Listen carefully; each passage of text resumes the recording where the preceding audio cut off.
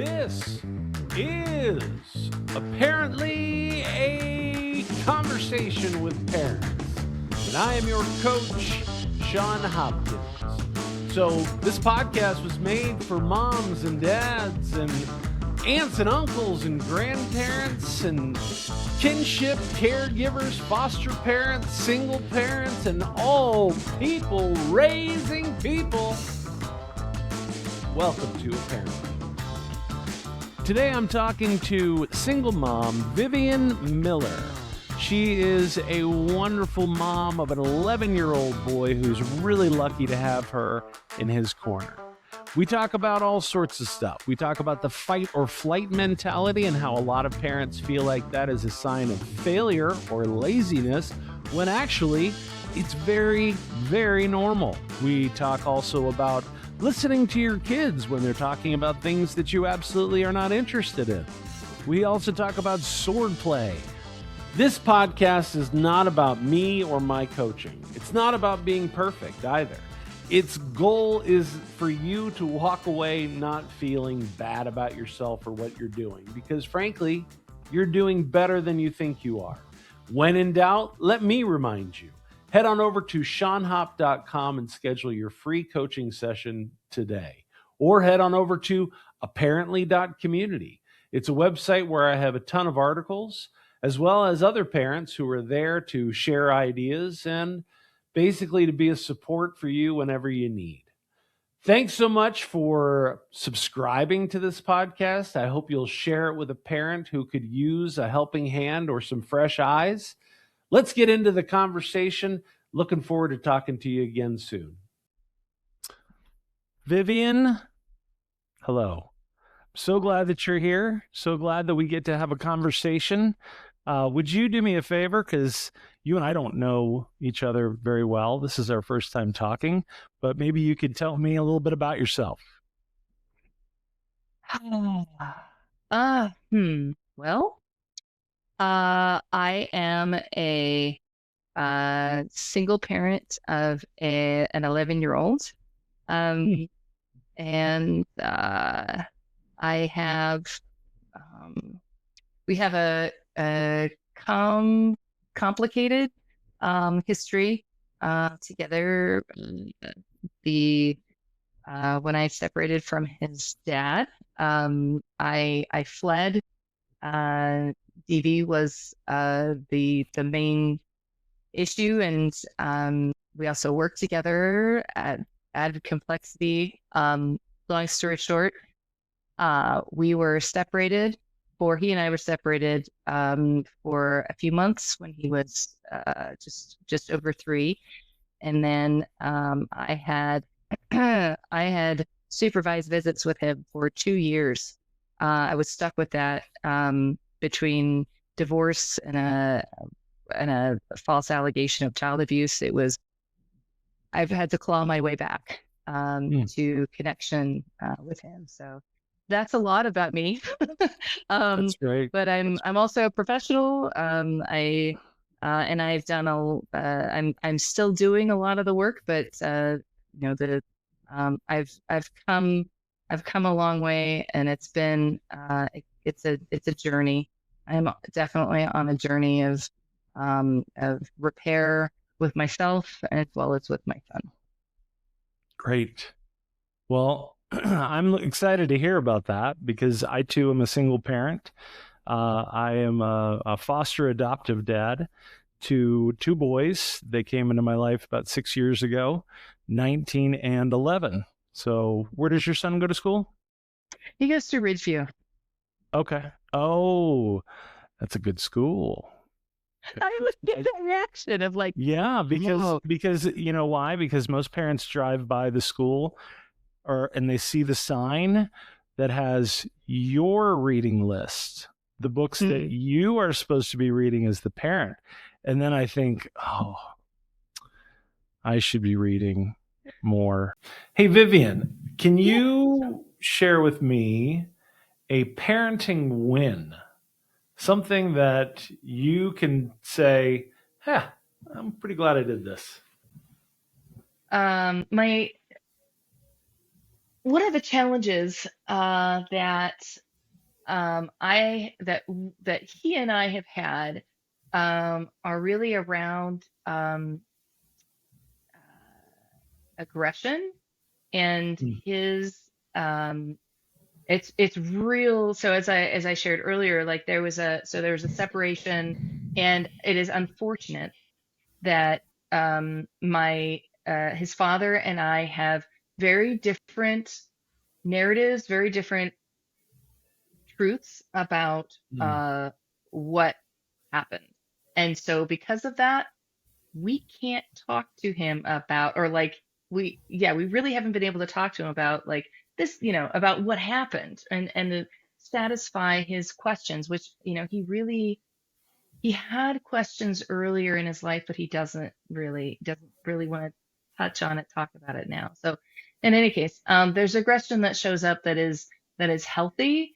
Um, Mhm. and one of the, trying to figure out appropriate outlets for that aggression. And there's ways that he can do that by himself.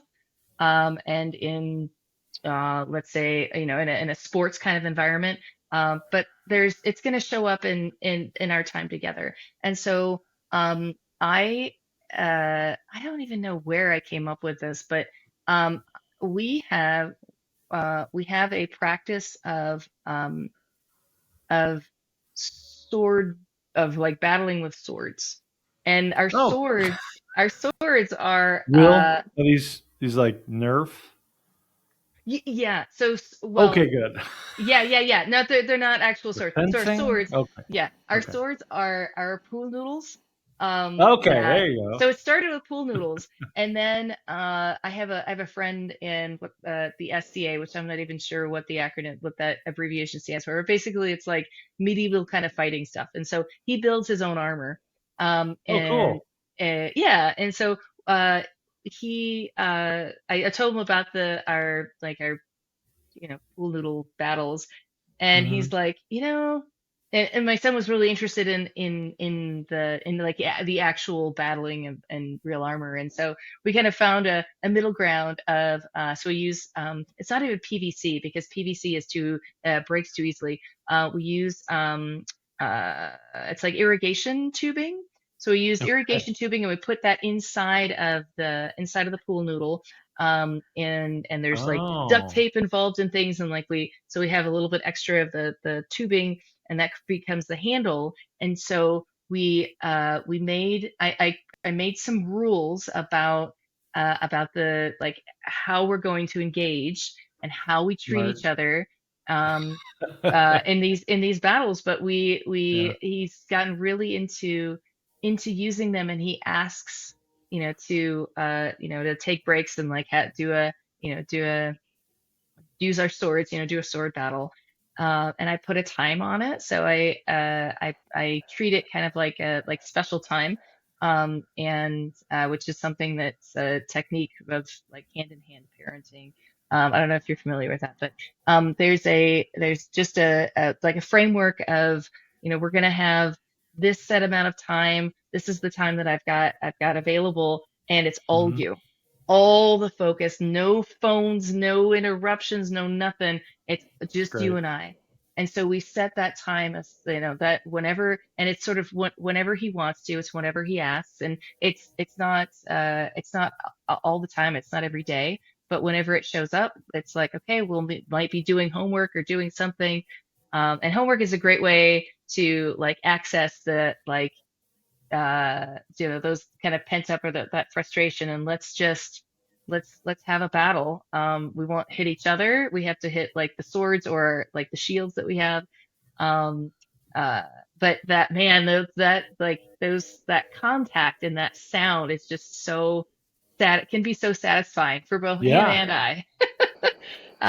And so do after those battles are that's a I guess that's a bright spot, because whenever we do that afterward, it's like, ah, that was awesome. That was a way to connect, and we also got out some of that healthy aggression. Um, so That's great. yeah, So, yeah, yeah. anything you're working through right now? as a parent, something that So what showed up this weekend, and kind of my, uh, yeah, um, I realized, so I have, so I, it's weird to say I have, but, so I struggle with complex PTSD. And there is stuff, generally it's associated with childhood trauma. And there's some of that. But the real I also experienced trauma as an adult, and it is Mhm. associated with my separation from my ex, forced separation, and excuse me, and what at the end of our weekends, on Sundays, I experience my own. I mean, certainly experienced Sunday scaries with work, and like returning to the classroom and like, oh, but there's also my own version of Sunday scaries as it relates to uh, my son going back to his dad's. And even though it's like for 2 days and then I see him for another 2 days and then but he has these like 5 day weekends with his dad, but it doesn't show up as strongly on those days before our before these 5 days away from him. It's really the Sunday afternoon, the Sunday evening that can be really intense. And so I'm working through my what shows up for me, and that complexity, um, with around the separation and like the re-experiencing of um, the sort of like when we had visits, when we had just had a few hours together, um, that time that when it came close to that time that it was like, when you kind of need to wrap things up, Mhm. there's a lot of feelings that came up with that, and this sense of I need to do something, or like like my um this warrior part that wants to somehow prevent this thing from happening, but knowing that there's nothing that I can do about it. Mm. Um, Yeah. that sort of this experience of freeze, which it looks like nothing is happening, but there's all of this force and there's this force, right? So there's a Mhm. lot happening there. um, so working through that experience of freeze and fight, and um, working with those parts, I think is the project that I have uncovered very recently, and it really, the only thing that it can do is help liberate me on on those, when it shows up, especially on Sundays, to where I have more flexibility and I can experience more joy um, in everything that I do, and have greater connection with my son. I think that's a big thing that I'm working through. Where is that showing up in your relationship with your son? Ah, so what I've realized is that like that. So this experience is Talk about what the this is, because some people will be sure. listening to Oh this. yeah. Yeah. So this is I must, right? I want, so there's an impulse to, and it's kind of like I'm making a fist, but that's not the best way. But it's maybe like I don't know. So there's an I have to, I must. Okay. There's a sense of panic, of fight or flight, of I need to do something, I need to take action. So there's this impulse to act, but there's also the message in the system, whether it's whether it's something from childhood or maybe something else, that the message is Mhm. I can't. So Mm. if I do this thing, it's going to end badly, or I'm going to be hurt, or someone I love will be hurt. And so there is a push against it. So there's this Mhm. I have to, but I can't. I have to, Right. but I can't. Um, and that shows up as freeze. Um, so and that is like a weird kind of in between state in the nervous system. And the way that it shows up, or sort of the Mm, yeah, I guess the way that it shows up in my parenting is with my time with Rex is anxiety Mhm. and then irritation.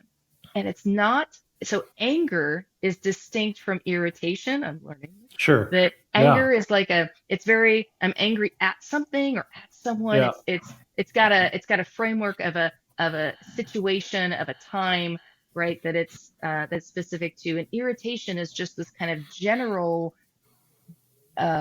dis-ease or quick to anger, quick to react, where like everything just feels stupid and wrong and like, oh, why did that person like do that thing and this isn't right and so there's like this kind of general what I'm just labeling as irritation. So what shows up Yep. is irritation and uh feeling like we're rushed and things are taking too long or he's like dragging his heels about something and then I'm nagging and I'm or yeah uh, I'm not showing up with creativity and flow and ease and joy. All of those things are pushed aside and Mhm. it just feels like there's kind of like a flat affect or an irritation in combination, right? And I'm just not showing up and in a way um, that offers or invites connection. Quite the Right. opposite. How do you think? So first off, this is something that a lot of parents experience, but instead of understanding that this could be a trauma response or something from their past, something that's learned, they label it as lazy or I'm an angry person or I'm an irritable parent. Instead of recognizing first and foremost when you feel, hey, I need to do this with my kid because it's good for them and it's good for me to do these things both for myself and for my child. And then that pushback that happens internally, the pushback that keeps us from that forward momentum, that makes a lot of parents feel selfish, guilty, like failures, and they don't have to because that's very normal. And it doesn't have to be laziness or you're a bad parent in any way. It's an opportunity to work through that, and that that is occurring is something that you can get past, and it's not about you being a bad parent. I think that's a huge thing for parents to understand, first and foremost, because the irritability piece is huge. And then we get so mad at what comes out of our mouths to our child in those moments. So we have the initial feeling of, oh man, I should do, but oh, I'm not able to. Something's holding me back from doing it. I'm a bad parent. And then there's this outward action towards the child where we feel even worse. And it just solidifies that bad parent label that we've given ourselves. I think that's super that you brought that up. I really, really do. I think that's an honest thing. And I don't think that a lot of parents realize that it sucks, but we all experience it. It's a very real thing. So thank you very much for addressing that because I'm pretty sure I felt that yesterday. So Same. Yeah, it yeah. is and what once you recognize, I think as a parent, once you recognize that like, oh, this is this is some this is something that first of all, like this is me, right? Hmm. This is a part within me. It's not them. And I think in the moment it very quickly be like you kind of realize that pretty quickly, Hmm. right outside of like the irritation of that interaction. of like, oh man, I didn't mean to say that, or like, how did that thing just come out of my mouth? And Yeah. recognize that it's not them, right? That it's really something within you. There's an opportunity, yeah, just like you're saying, it is an opportunity to do work within yourself and make yourself show up in a way that is more authentic and invites connection, it supports connection. And there's also that piece that it is an opportunity to repair with your child and Hmm. uh, build additional connection and trust and all of those things, um, in recognizing and going like, hey, that what I said there or what just happened there, uh, have a like somehow you engage in a conversation Clean about up. that, whether, yeah, Yeah. it's repair, and Yeah. it might not Prepare, just clean show up. up Yeah. in words, yeah, right? So how, like, whatever age they're at, you can start with words, you start with action, and you just it can feel, at least for me, it can feel like when I like that distance, when I've created that distance, it feels like a rift that is irreparable. Like they're Hmm. so far away and I feel Hmm. such shame and I can't do anything about it. And anything that I try and do is going to be wrong, Yeah. and it is amazing to when you engage your child again, there is, even if you are expecting like, oh God, they're gonna just blow me off, and uh Yeah.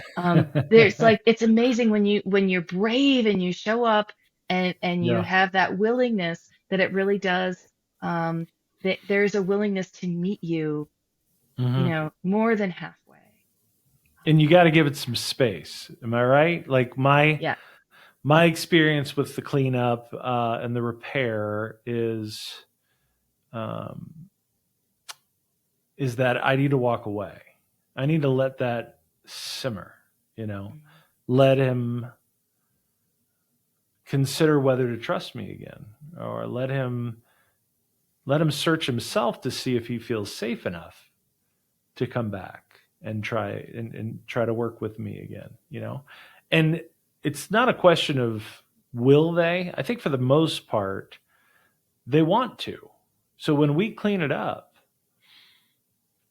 I think it may take a little bit of time, but they're so glad that we did that, because then they're not the ones who are being instructed all the time, and being and there's consequences, and there's correction, suddenly it's dad or it's mom, and we we were vulnerable enough in order to be honest and say, that was not ideal. I should not have done that. And then in that time that we give them to allow that to mend, they come back with this freshness, at least in my experience, where they're willing to talk and they're willing to be open, and they are grateful that the place is now safe again. Because again, like I said, I truly believe that our kids want to be able to come to us. They want to be able to feel like this is my refuge. I just need to feel that way too. You can say it all you want. You can say to me, I want to be there for you. I want you to feel like you can talk to me. I want to be the person you trust. But unless they feel it, it's hogwash, you know. So Right. Yeah. Yeah. so Yeah. practically speaking, how are you working on this internally to get past those stops? Ah, I have, I have my own team. I mean, I engage in therapy. I am, I have a, I have two practitioners, that I see, one more regularly than the other. Um, but we engage in somatic, practices, and, some, so techniques that are helpful and, for, uh, complex PTSD. And it's so that's one resource, but I do a lot of work around that to support my work inside of this very safe container of my therapist's office. So Hmm. I'm listening to podcasts. I'm engaging in like coursework to learn about my own. So doing parts work, um, as well as engaging in separately in parenting classes, Mhm. and just kind of so learning that I'm not alone, learning the benefits of listening time, right? Having conversations with other parents. Um, Yeah, I find and your listening skills to be great. Those are the exact listening skills that I was taught when I was certified as a coach. So they are just spot on. Really good. Yeah, thank you. I appreciate that. Yeah, I mean that Yeah. is just it is a it's not something that I grew up with. That's for sure. No, Neither of my parents are no. good listeners. Yeah. Um, they're big talkers. So uh doing that work, I do a lot of, so with somatic practices I do yoga, and which doesn't look like, sometimes it looks like really, strong, energizing flows, but a lot of times it's just like getting into my back into my body, right? And Yeah. nothing stressful. Breath work is also really helpful. I do that every day. Um, I also do really I we do family therapy as well. And I keep trying um trying things on, and so um starting, so I've done some journaling and then stopped, but I do find I'm finding my own, like, I want to say my own voice, but kind of how I journal, or what what I try and what I use that for, as far as like reflection. And so I think that trying to you find the tools. So I've got a toolbox that I'm practicing. Like, it's not just like, oh, I have this new shiny wrench, or it's awesome, but really like applying it to different situations. I think that that's really the Hmm. key of, like, you can have the tools, but if you don't use them, or you don't know how to use them, they're Hmm. not always going to show up. Not every person will use them in the same way. That makes sense. Sure. Hey, And so Vivian, can practice. So you trying to share just with try me on different a things. parenting Um, win? and Something that you um, can so those say, are the things that yeah, that work for I'm pretty me, glad I did this. and that the tools that I'm using. Grief work is also something that I'm kind of I'm pendulating, um, because that feels like I haven't found quite the right thing, quite the way, like the right inroad for that yet, but working on it. So those are my tools. It is it is awesome as a parent that you are getting the resources and you're finding the resources. You're expanding your experience. You're learning a ton of stuff that is new to you. And a lot of it is impacting how you parent in a positive way. That's fantastic. Now, give me some practical stuff. Tell me what you've learned from those things that you're using. I heard journaling. So let me ask it, because I journal as well and I love it. I've done it for, I think, 30 plus years. And for me, I have found that when I journal about a situation, like I replay a situation, uh, it gets me a little nuts because I wind up uh, doing the opposite of what I do in my meditation and mindfulness, right? Like I'm overthinking the situation, and then I wind up walking away more anxious and more down than I was initially. I am very aware. I'm very intentional. I'm aware of the impacts of my words, and so I am intentional with the words that I write down. Not that I am Hmm. uh so I've when I journal, it's already kind of gone around and around, and it's already gone around in my head a bit. Okay. Um, and so when I'm journaling, what I have done in the past, and what I walked away from journaling for a while because this was happening. Exactly what you were just describing. You're kind of writing down what happened. You're kind of there's like storytelling in there, and Hmm. then it's like it's like it almost becomes like frothy. It's like Yeah. it for me, it will build on itself, and it's just I'm like spiraling. And so I don't, that's exactly what I want to step away from, just like you were saying with meditation. And so I think for me, I have done a little bit of processing already, or I've done some thinking about a thing that happened, or a thought that I have, or whatever it might be. And so when I start to write down, I don't say things like so. And when I say intentional with my words, I mean I don't use instead of the phrasing "I'm angry right now," it's Hmm. I'm feeling some anger. And I know that underneath that anger is sadness. Okay. And so I might write something down, and then instead of doing that thing that I would have done when I'm storytelling of like, and then this happened, and then this happened, and then I felt like this. Hmm. I write something down and I reflect on it. And then I go back and I write down the next thought or the next feeling, Hmm. what the next thing that comes up. And then I work with that. And it can be I'm not I, I I've wanted to be I've wanted to have that practice of like I journal for 10 minutes every night before I go to bed.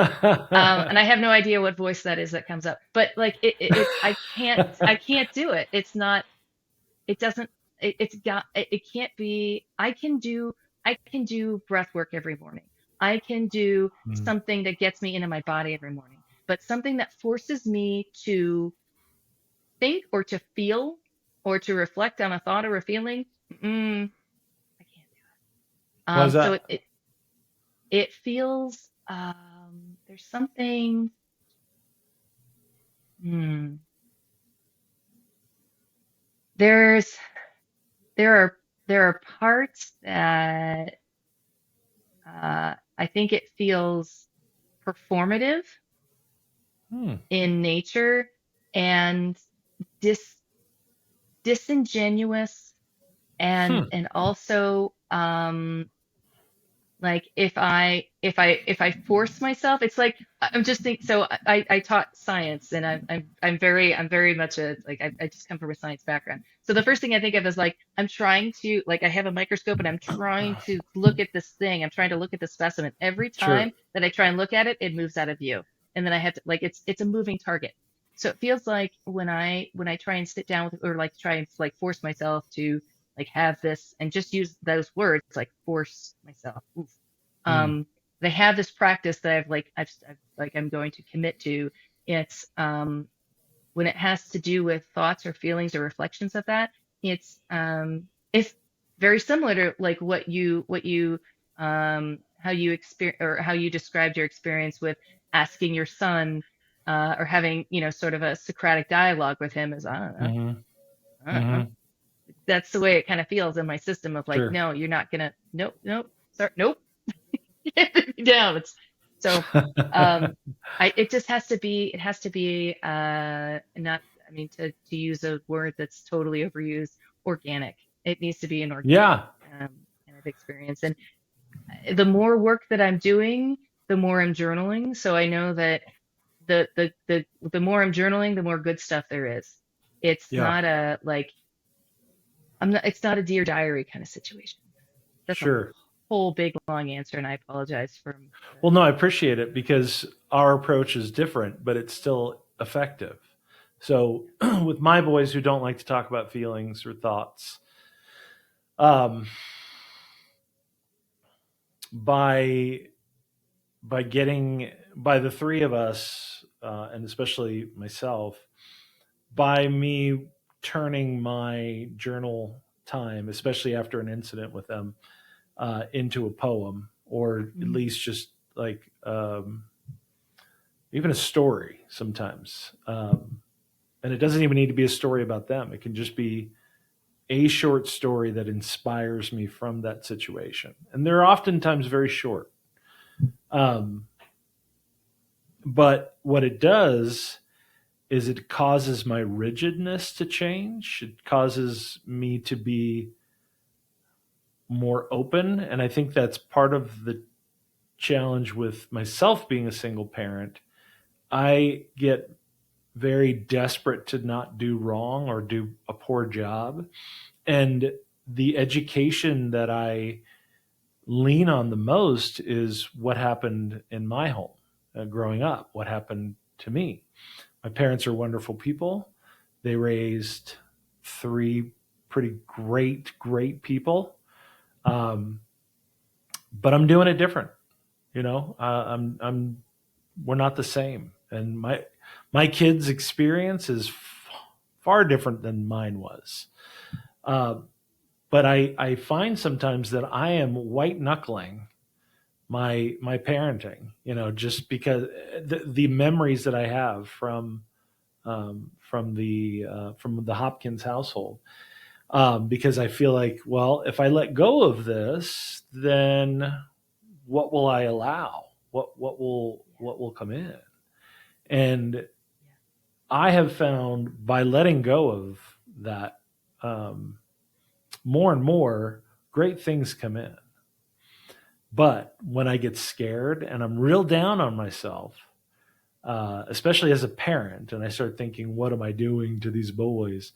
When I let that go, when I start removing this rigidity and this need to stay with what mom and dad did, it's a game changer for the boys and I. So that's the difference, I think, for us and that's probably me just working on like one area though. But I have found that by opening up in that one area, there becomes an easier dialogue between myself and the boys, because they see that I'm not forcing what I feel is necessary, and then the rest of it becomes well, I find it easier. I find that I'm much more open to their feedback and their ideas, and just my very presence, I think, opens up in them the ability to feel um, safe enough to speak to different ideas and to push back as well, which I think is the most important part. I mean, you know, raising kids who are not biologically your own, who came from a different situation before they came in here. I mean, Miguel came when he was 13 years old, 14 years old, he moved into my house. So he will always be wrestling with the difference between the two homes. So it requires of me to be a little more open, and um, to hear and listen a little better. So that might help my process, and maybe somebody else who's listening out there. So that's helpful. What other practical tools have you learned from these, the therapy and the parent coaching or the parent sessions and everything else that you're going through? What could other people benefit from hearing from you? Maybe even take one maybe even take one moment, one experience from, you know, your house and how you managed it or what you learned from it or something along those lines.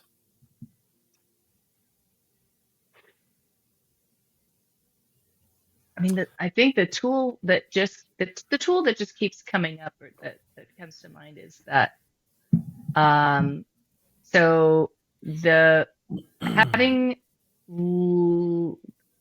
having another parent that is not uh, that is not a that you're not romantically involved with, and uh, that is not your parent or that you have, but you're like related to it anyway.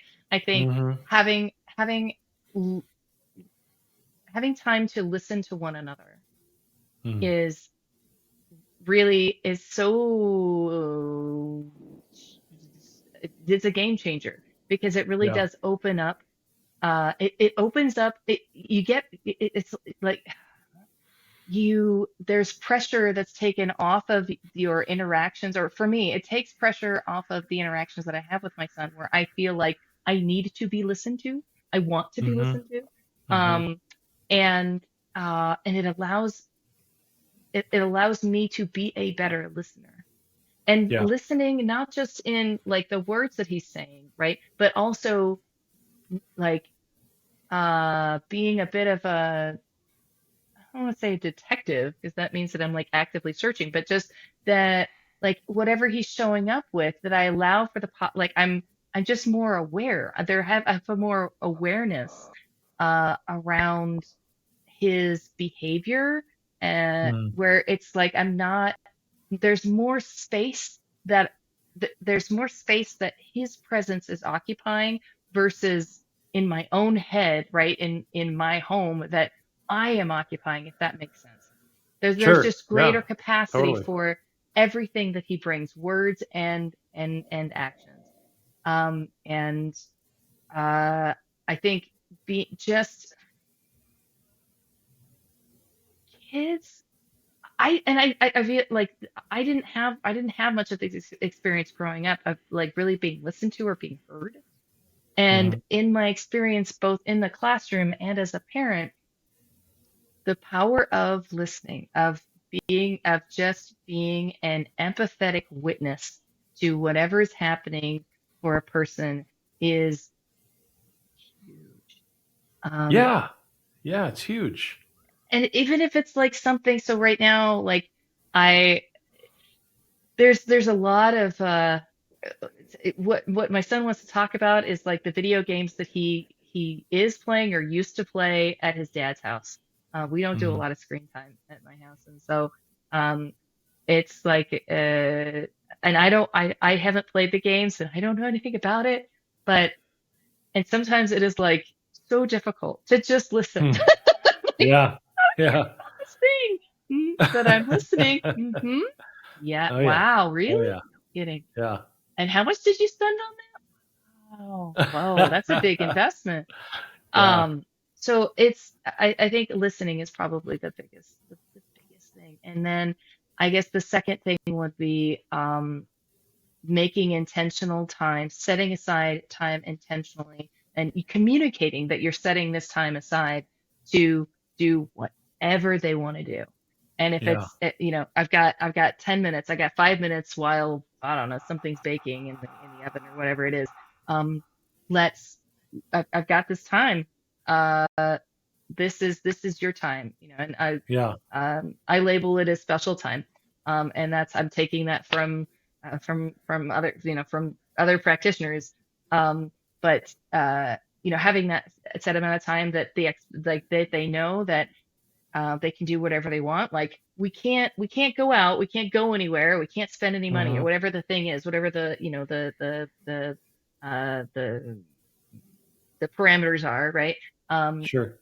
but within this space or within this time, we can do whatever you want, and Yeah. they take the lead so that they have that sense of agency, that they're developing maybe in their own lives, in their own right, that we want to support, but that they also have agency within our dynamic, within our relationship, Yeah. where it's not a where they don't feel like they're being drugged and we don't feel like we're being drugged, right, that Mm-hmm. we're meeting in the middle, and we have and like even if it's super painful as a parent of like I really don't want to play with dolls or whatever it might be, it's Sure. like it's a set amount of time, and then at the end there's a wrapping up or closing it up with something, maybe something special or some kind of routine, and then and it that just that's a fantastic tool. And it also I didn't even think about this, but like it could alleviate that sense of guilt of like, I should be Hmm. doing this, or it's helpful in so many ways. Absolutely. So when you're listening to something you don't care about that your kid's talking about, how do you get through that? Yeah. I I process a lot of things, most things visually. And so when Okay. he's talking about a game, or something, I will try and imagine it. I mean, it just kind of happens naturally that I'll imagine it. And so I just try and find something that is a point of curiosity. So trying Yes. to approach it with curiosity, Yeah. and uh, mm, and wherever the conversation goes from there, just Uh-huh. keep showing up with curiosity, Yeah. and um, and being really, my brain wants to go to, like, I want to, there's this thing, there's these dishes in the sink that I should go wash, Mm. and but I Yeah. and I can, the part of me is like, I can listen while I'm doing this thing. It's not the same, Yeah. right? And Nope, it's so not the same. And they know it's not the same. They're not accepting that. absolutely, yeah. So it's like, just like accepting that I've like gone off track, or that I have this impulse. Okay, and let's come back, right? And Yeah. it's that same process within meditation of like, okay, you've gotten distracted, Yeah. bring yourself Bring it on back. Bring it on back. Yeah, I have to I challenge myself and I challenge other parents to do the same thing. Ask questions until you find yourself interested. So your Mm-hmm. goal is, so when you're saying curiosity, I totally resonate with that. You just keep asking questions until you find a connection, because the light that arrives on their face when they see that you have connected with their thing is huge. And it's got to be real too. You can't fake it. Like my son likes Grow a Garden, right? It's a it's a video game through Roblox, I think. Well, we don't have a lot of screen time in this house, so he plays it either at school or at a friend's house. But he can't stop talking about it. He dressed up as one of the characters from the game, So I have to just keep asking questions, and it has taken me days. But we finally connected on the background music that plays, because it's some pretty great classical music. So now I play that music either in the car or at the house, and it fills him with joy because we have connected on something. But in his mind, he feels like, even though I did not say this, he feels like he brought this to me, this song. But it's Mozart, I'm pretty. I was aware of him beforehand. Um, but yeah, asking those questions until you can find that connection can help you get through it. Because it is very hard sometimes. Because, and like you said, there's a sink full of dishes, or there's something else that keeps coming into the head, and that mind wanders. We bring it on back. Mind wanders. We bring it on back. That's huge, and the kids can actually see us trying harder to be present, and they appreciate that. And here's the thing, none of that requires anything but really showing up and being genuine with your kid. Even if you show them you're not getting it, and you keep asking those questions, and you keep drifting away, and then you come back and say, oh, I'm back, sorry, you lost me there for a second, let's come back. Huge for them. And it also shows them how to have conversations with us too about things that they don't care about, which is a lot, I've found. So It really is. Yeah, and I'm so glad that you named that. Yeah. That So first, the music. Yeah, I created. My son was like really excited about the music of one of the games that he used to play, and I looked at, and I made a playlist for him, and he was looking at my, like, he doesn't have his own phone, and so I was like doing the thing. He's like, "What are you doing?" I'm like, "I'm making a playlist for you." And like off to the side, like behind me, and I turn around. He's like, "Yeah." He's so excited. Like, man. That's got to feel good. It did. It felt great. Yeah. And he's requesting like, hey, let's do it. But I love what you named, that like there's being honest about when you're distracted and going Mm. like, oh, I'm sorry, I I blanked out there for a second. Yeah. The last thing I heard you say was right, and then could you say that again? Yeah. That sounded really cool, or whatever it is. But like owning it, of like, yeah, I'm sorry that you're Yeah. trying, and that you're, Yeah. it's another way to show up. It's beautiful. And Yeah. I was blown away. The other night, I really wanted to play. I wanted to play a board game with him. It's a thing that like I wanted to do a lot when I was a kid, and it felt like pulling teeth to like get everybody around the table and play like Parcheesi. And so Mhm. it's just something that I want to do with my child. And so, but he's not like super into it. But anyway, I have all, and we don't play a lot of them. But the other night, I expressed an interest in like, I really want to do this thing. I really want to play a board game. And I'm like, which one? And I like named a couple, and one of them was Scrabble. And he's like, okay, let's play Scrabble. And I'm like, cool. So we set it up, and he is really tired, and it's like it's kind of late, and I can tell like his body language is, I'm tired, I'm done. And I was like, are you? But I checked in, and I checked in. I'm like, are you? You just want to? We can be done. Like it's okay. And he's like, no, no, I want to keep playing. And I knew that it was for me. And I knew that that Mm. was something that I had modeled for him, and he was reflecting back to me because he understood that it was something that I really wanted. Yeah. Beautiful.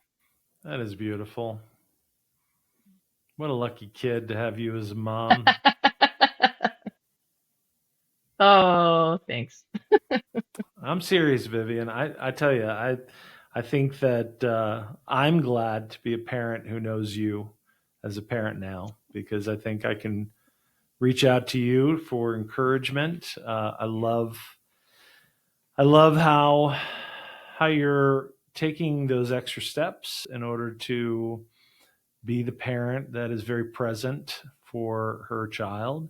And you guys have been through some tough stuff. So the fact that that hasn't kept you down, and you're moving forward and you're getting creative with how, I think that's fantastic. I really do. I think, yeah, you got a lucky boy there. So thank you. Oh, thank Thank you. you for Thank you, Sean. thank you for sharing with all this stuff with me. Thanks again for joining us today in our conversation. Vivian and I are grateful, and we hope that you walked away with something valuable. I don't know if you picked up on this, but I'm not a parenting professional. I'm simply a parent with a passion for helping other parents push past the things that make hard days harder, so they can feel confident and grounded in this great work we are doing, raising kind and confident kids. Head on over to SeanHop.com for your coaching session. You can also head on over to aParently.community for other parents and more resources and articles available for all the parents out there who just could use some fresh eyes. So thanks again. We'll see you next time.